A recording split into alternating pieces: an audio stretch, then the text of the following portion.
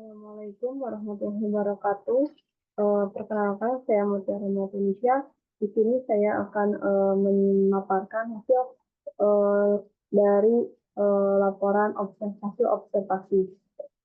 Tugas ini saya ajukan untuk memenuhi mata kuliah Business Communication yang diampu oleh dosen Ibu Rati Anggoro Wilis, SEMM. Di sini saya mengambil perusahaan daerah air minum atau PDAM di Kabupaten Cianjur. Di sini ada profil dari perusahaan. PDAM Kabupaten Cianjur merupakan perusahaan milik daerah yang berada di bawah pemerintah daerah Kabupaten Cianjur yang bergerak di bidang jasa produksi dan distribusi air minum yang dibentuk dengan peraturan daerah nomor 5 garis miring HUK garis miring D21.1 garis miring 1975 tentang didirikannya perusahaan daerah air minum atau PDAM Junto Peraturan Nomor 17 Tahun 1986. Pengesahannya pada tanggal 9 Agustus tahun 1975 nomor 34 garis miring AFI garis miring 18 garis miring Perut garis miring SK garis miring 1975 serta penerbitan surat keputusan Bupati untuk pelaksanaan operasionalnya dengan nomor yang tertera di sini pada tanggal 22 Juli tahun 1976 dan dirubah dengan peraturan daerah nomor 6 tahun 2014 tentang Perusahaan Umum Daerah Air Minum. Dalam pengelolaannya, Perumdam dilaksanakan berdasarkan asas ekonomi yang sehat sehingga perlu merumuskan visi dan misi untuk menjadi landasan dalam menentukan arah dan strategi serta sasaran utama perusahaan. Di sini ada visi dan misi dari perusahaan. Untuk visinya yaitu menjadi perusahaan yang profesional dalam melayani kebutuhan air minum untuk mewujudkan masyarakat Cianjur yang cerdas, sehat, sejahtera, dan berakhlakul karimah.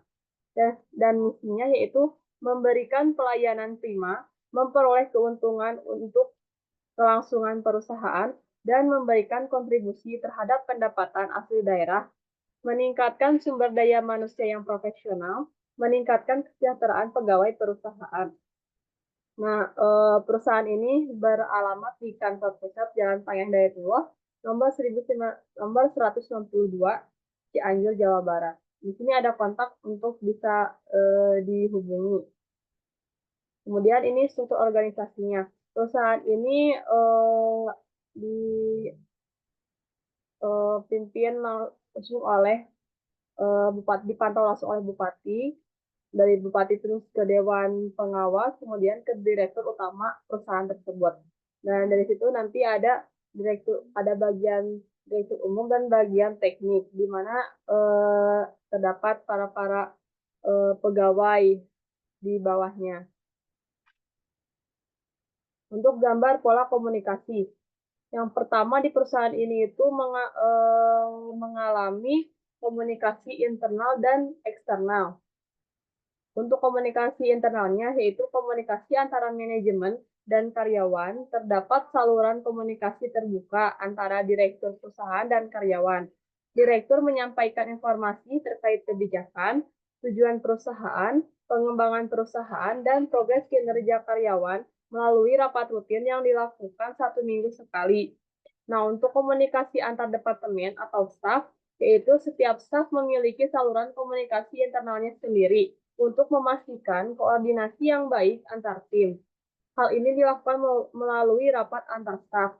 Kemudian pada komunikasi eksternalnya yaitu komunikasi dengan klien, di mana PDAM Cianjur berkomunikasi dengan kantor PDAM lain atau instansi-instansi melalui surat atau pertemuan langsung, dan hal ini akan berkomunikasi dengan staf kepegawaian. Tujuan komunikasi ini adalah untuk memahami kebutuhan klien serta memastikan kepuasan klien dan menerima surat dari klien untuk perusahaan. Nah, untuk hasil analisa tentang perusahaan ini yaitu pola komunikasi yang diterapkan oleh perusahaan daerah air minum di Cianjur di divisi bagian kepegawaian menggunakan komunikasi vertikal, di mana pola komunikasi ini mengikuti struktur vertikal dalam perusahaan, di mana pesan dan informasi mengalir dari atas ke bawah atau dari bawah ke atas, yaitu dari atasan ke pegawai atau dari pegawai ke atasan. Jadi saling berinteraksi, saling ngasih pendapat, saling ngasih eh, apa namanya, saling ngasih pendapat sama saran. Kemudian kepala sub bagian kepegawaian eh, seperti dari kepala subbagian kepegawaian ke staf kepegawaian dan kepala subbagian ke direktur utama. Komunikasi ini bertujuan untuk saling bekerjasama dengan baik. Untuk gaya kepemimpinan di perusahaan ini yaitu salah satunya kepala subbagian kepegawaian di perusahaan daerah air minum Cianjur memiliki gaya kepemimpinan partisipatif atau participate leadership style, di mana kepala subbagian kepegawaian memberikan kesempatan atau kebebasan kepada para stafnya dalam memberikan ide untuk dapat menyelesaikan suatu pekerjaan dengan baik dan cepat, sehingga dapat mencapai progres yang direncanakan. Nah, untuk peran manajer dalam satu divisi atau unit, manajer atau direktur di perusahaan daerah air minum di Cianjur memiliki peran antar pribadi, informasional, dan keputusan. Untuk tipe karyawan perusahaan daerah air minum di Cianjur, yaitu memiliki tipe karyawan Y, di mana karyawan bekerja tanpa harus selalu diarahkan oleh atasan. Kedua, karyawan memiliki kesepakatan untuk memajukan perusahaan. Ketiga, karyawan berinisiatif untuk memahami setiap pekerjaan yang diberikan. Dan yang keempat, karyawan bertanggung jawab dalam menyelesaikan tugas yang diberikan kepada setiap divisi masing-masing. Nah, untuk hasil analisa selanjutnya, ada hasil observasi keberhasilan dan kegagalan pola komunikasi di divisi kepegawaian pada perusahaan daerah air minum Cianjur, yaitu yang pertama untuk keberhasilannya, di mana adanya komunikasi terbuka antara atasan dengan karyawan, dengan memberi kebebasan kepada karyawan dalam menyampaikan ide atau pendapat sehingga dapat memberikan umpan balik secara konstruktif serta dapat menciptakan kerjasama yang baik. Kemudian komunikasi dua arah seperti kepala subbagian, merintah, dan staf memberi ide jika perintah atasan kurang tepat, sehingga dapat saling memberi masukan dan saling mengevaluasi. Untuk kegagalannya, di sini ada dua, di mana kurangnya komunikasi yang jelas antara kepala dengan staf.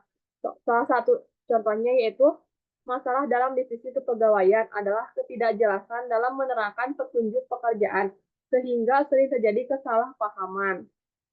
Yang kedua, terjadi konflik antara atasan dan karyawan pada saat pemberian tugas karena tidak sesuai dengan tugas divisi yang diberikan dan ketidakmampuan karyawan dalam menyelesaikan tugasnya. Nah, untuk kesimpulannya, dari hasil analisa mengenai pola komunikasi, gaya kepemimpinan, peran manajer, serta tipe karyawan di perusahaan daerah air minum di Cianjur, dapat disimpulkan bahwa PDAM di Cianjur memiliki pola komunikasi vertikal, di mana dapat menerima arahan dari atasan ke bawah atau memberi informasi dari kepala subbagian ke direktur utama. Yang kedua, gaya kepemimpinan bersifat partisipatif, yaitu atasan memberi kebebasan kepada para staf dalam menjalankan tugas dan menyampaikan pendapat. Untuk peran manajer atau kepala subbagian kepegawaian bersifat tidak otoriter. Yang terakhir, tipe karyawannya memiliki tipe karyawan Y, yaitu karyawan yang mau bekerja, bertanggung jawab, dan memiliki inisiatif yang tinggi. Untuk sarannya, dari hasil analisa dapat diketahui bahwa perusahaan daerah air minum di Cianjur masih terdapat kekurangan, terutama pada komunikasi dalam penyampaian tugas dari atasan kepada karyawan yang memiliki ketidaksesuaian dalam pemberian tugas kepada divisi yang perintahkan sehingga terjadi konflik. Oleh karena itu, disarankan kepada atasan untuk dapat memberikan tugas dengan bidang yang dikerjakan oleh karyawan. Dan atasan harus lebih jelas dalam menerangkan arahan mengenai tugas yang akan diberikan kepada karyawan. Nah, di sini ada dokumentasi wawancara saya dengan salah satu pegawai di PDAM Cianjur. Beliau pegawai di staf kepegawaian. Kemudian ada dokumentasi pada saat mereka sedang bekerja. Sekian dan terima kasih. Assalamualaikum warahmatullahi wabarakatuh.